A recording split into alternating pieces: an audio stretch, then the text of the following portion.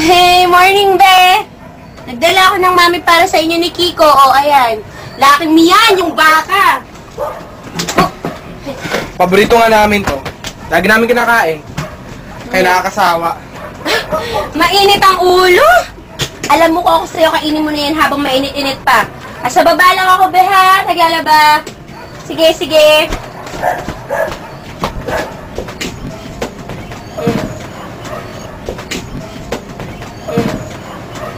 Oh, gising ka na pala.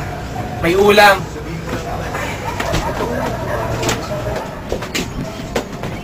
Hulaan mo ka ng ulam.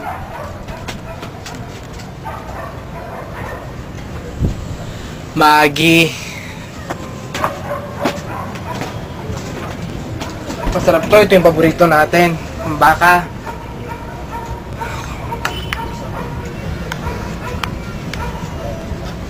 Kumain ka ng marami at baka madaling araw na ako umuwi.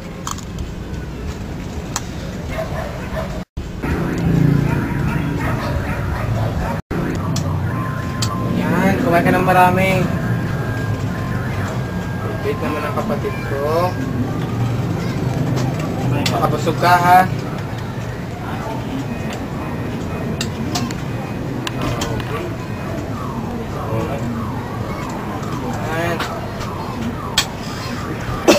Ay po.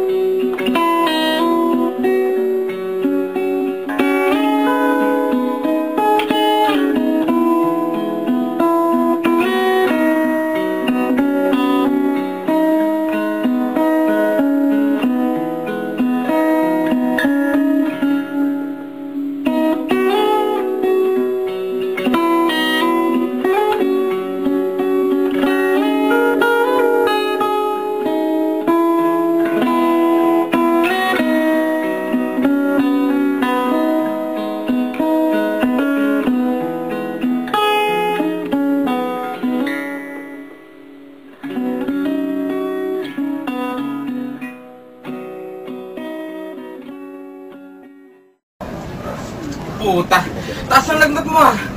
Teka lang, bibili ka ng gamot.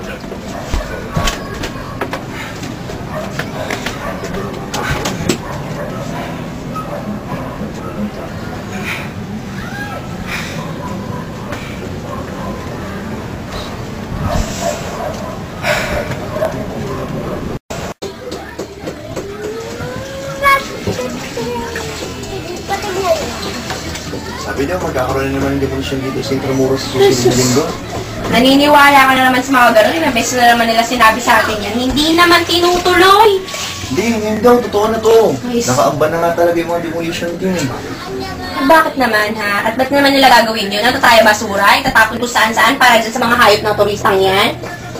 Na nga yun eh, paano na yun? Saan na kami titira? Paano na yung pag-aaral ng mga bata? Mamaya ipatapon pa tayo niya sa Africa. Ina naman, oh. Be!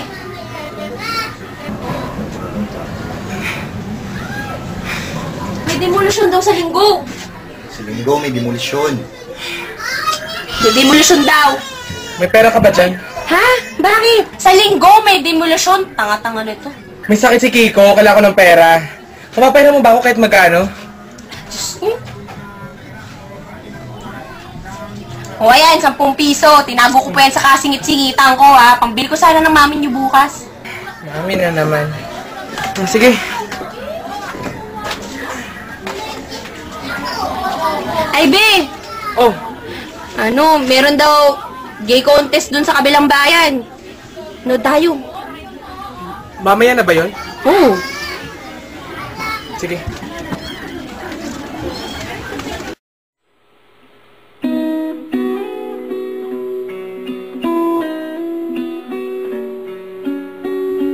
Bakit kung sino pa ang mahirap, yun pa ang mas pinahihirapan? Habang ang ibang mayayaman, sila pa ang mas yumayaman. Napakadaya ng buhay. Ako, iniwan ng magulang kasama ng lantang gulay kong kapatid na kailangang alagaan. Tapos may demolisyong paparating. Di ko masisisi ang marami kumakapit sa patalim. Kailangan nila mag-asal hayop kung talagang hindi naman makatao ang buhay. Kailan kaya papagaanin ng Diyos ang dinadala kong pasanin?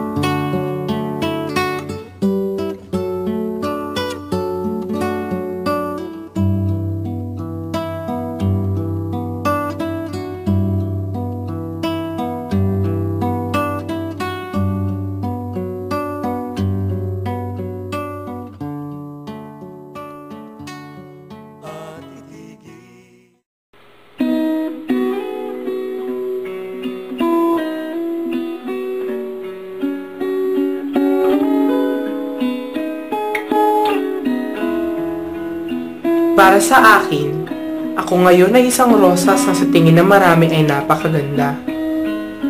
Pero ang totoo ay puno ako ng tinik sa aking katawan. Sa likod ng aking mga ngiti andyan ang aking mga problema. Sa likod ng koloreteng ito ay ang lungkot na nararamdaman ko ngayon.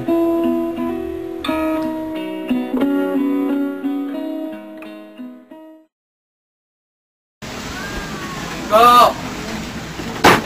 Dito na si Kuya. Ay, ate pala. Pati Miss Gay, sinalihan ko para makabili na ng gamot mo. Oh, nidala akong pagkain sa'yo. Hati kayo natin sa mo, ha? Ay, kapagod. Go! Dito.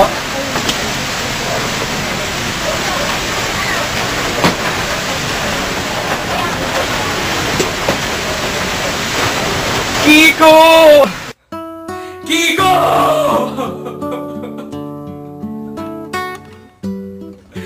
Oh, Kiko. Nandito na si Kuya. Pati ba naman ikaw? Iniwan mo rin ako. Kiko, hindi mo kailangan mamatay! Kiko! Kinuha ng Diyos si Kiko sa akin. Hindi ko alam kung ito ba ang paraan ng Diyos upang bawasan ang bigat at dala-dala kong pasanin. Pero ni minsan, hindi ko tinuring na pasanin si Kiko. Siya ang inspirasyon ko. Siya ang lakas ko. Ang buhay ko. Pero wala na siya. Ang sama ng buhay sa akin. Nakaramdam nga ako ng unting swerte sa kompetisyon. Pero kailangan palang kapalit ito ay si Kiko. Ako ngayon ay tulad ng isang rosas na lanta. Walang silbi.